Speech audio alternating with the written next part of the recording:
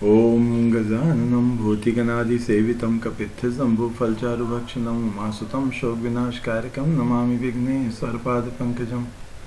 आज हम सोमवार व्रत की बात करेंगे। सोमवार का व्रत भोलेनाथ को समर्पित है और यह हमें व्रत क्यों करना चाहिए, सबसे पहले हम इसके बारे में जान लेते हैं। सोमवार का व्रत रखने से मनुष्य की दुख और चिंताएं दूर होती हैं एवं शरीर के रोगों से मुक्ति मिलती है। इसके अलावा इस व्रत को करने से कुंडली में चंद्र ग्रह की स्थिति मजबूत होती है। विशेष रूप से सावन के सोमवार का दिन भगवान शिव की पूजा के लिए बहुत खास माना जाता है।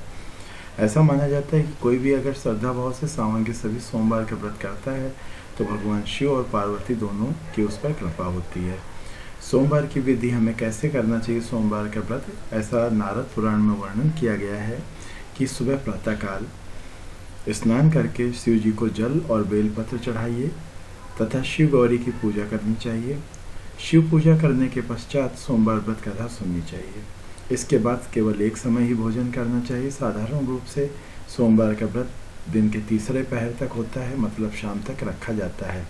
सोमवार व्रत 3 प्रकार का होता है: प्रति सोमवार व्रत, सोम प्रदोष व्रत और 16 सोमवार व्रत। इन सभी व्रतों को करने की एक ही विधि होती है कि सुबह प्रातःकाल स्नान करके शिव जी को जल और बेल चढ़ाना चाहिए, शिव गौरी की पूजन करना चाहिए और तत्पश्चात कथा का श्रवण करना चाहिए, जिससे कि हमारे समस्त मनोकामनाएं पूरी होती हैं और चिंताएं दूर होती हैं।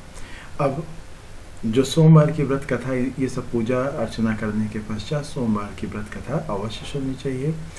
तो वो कथा का हम वर्णन करते हैं। कथा इस प्रकार है, अगर वो आप पढ़ें तो अच्छी बात है, ना पढ़ें तो केवल सुन भी सकते हैं।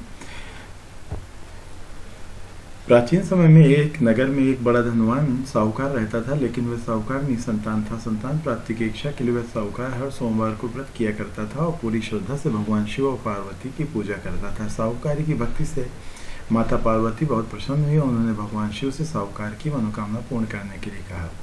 देवी पार्वती के बार बार आग्रह किए जाने पर भगवान शिव ने साहूकार को पुत्र प्राप्ति का वरदान तो दे दिया, परंतु वह बालक केवल 12 वर्ष तक ही जीवित रह सकता था। कुछ समय बाद साहूकार के घर पुत्र ने जन्म लिया। जब साहूकार का बालक 11 वर्ष का हुआ तो उसे शिक्षा ग्रहण करने के लिए मामा के साथ काशी भेज दिया गया।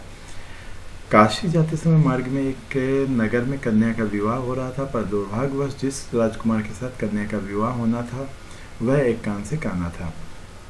राजकुमार के पिता ने अपने बेटे के एक आंख से काने होने की बात छुपाने के लिए साहूकार के बेटे से अपनी कन्या का विवाह करा दिया। साहूकार के बेटे ने सच्चाई बताने के लिए राजकुमारी की चुनरी के पल्ले पर लिखा कि तुम्हारा विवाह मेरे साथ हो रहा है, परंतु मैं असली राजकुमार नहीं हूँ। असली राजकुमार एक आंख से काना है। मैं तो यहाँ काशी में शिक्षा ग्रहण करने के उद्देश्य से आया हुआ हूँ। जब राजकुमारी को सारी बात पता चली तो उसने अपने माता पिता को सब बात बताई। अपनी पुत्री की बात सुनकर राजा ने अपनी बेटी को विदा नहीं किया। वहीं शिक्षा के लिए जा रहे मामा भांजे काशी पहुंचे तो पहुंचते ही उन्होंने यज्ञ किया। जिस दिन यज्ञ था उसी दिन वो लड़के की आयु 12 वर्ष होने वाली थी। इस पर लड़के ने अपने मामा से कहा कि वह स्वस्थ महसूस नहीं कर रहा है। मामा ने भांजे को जाकर आराम करने के लिए कहा। भगवान शिव के वरदान के अनुसार सोते ही बालक के प्राण निकल गया। मामा ने मृत भांजी को देखकर विलाप करना शुरू कर दिया। संयोग की बात थी कि उसी समय शिव जी और पार्वती जी वहाँ से गुजर रहे थे। निकट जाकर देखा तो भगवान शिव और पार्वती जी को मालूम हुआ कि यह तो वही साहूकार का पुत्र है जिसे केवल 12 वर्ष का तक जीवित रहने का वरदान दिया था। माता पार्वती भाव विभोर उठी और उन्होंने भगवान शिव से आग्रह किया कि हे प्रभु, आप इसे और आयु प्रदान करें, नहीं तो इसके माता पिता इसके जाने की वियोग सहन नहीं कर पाएंगे। पार्वती की बात सुनकर भगवान शिव ने साहूकार के पुत्र को जीवनदान दे दिया। शिक्षा समाप्त कर जब मामा भांजे घर की ओर निकले तो सबसे पहले वे उसी नगर में पहुंचे जहां लड़के का विवाह हुआ था। वहां पहुंचकर उन्होंने यज्ञ का आयोजन किया तो राजकुमारी के पिता ने उस लड़के को पहचान लिया और अपनी पुत्री को उसके साथ खुशी खुशी विदा कर दिया। तीनों लोग खुशी खुशी अपने घर पहुंच गए। उसी रात्रि को साहूकार के सपने में भगवान शिव ने आकर कहा कि हे श्रेष्ठी, मैंने तेरे सोमवार के व्रत और सच्ची श्रद्धा से प्रसन्न होकर तेरे पुत्र की आयु लंबी कर प्रदान कर दी है। इस तरह जो भी भक्तजन सोमवार का व्रत करेगा और पार्वती से मेरी पूजा करेगा उसकी सभी मनोकामनाएं पूर्ण होंगी।